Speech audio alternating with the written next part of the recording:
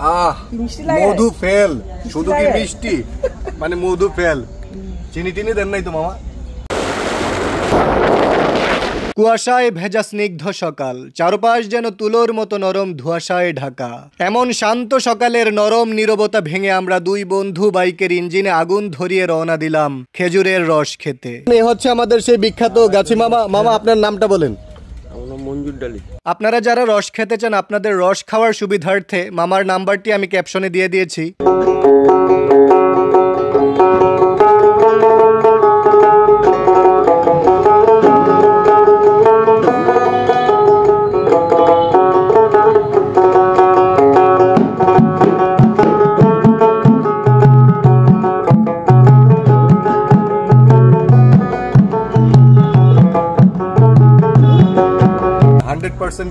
पूरा ही जोशी टेंडर।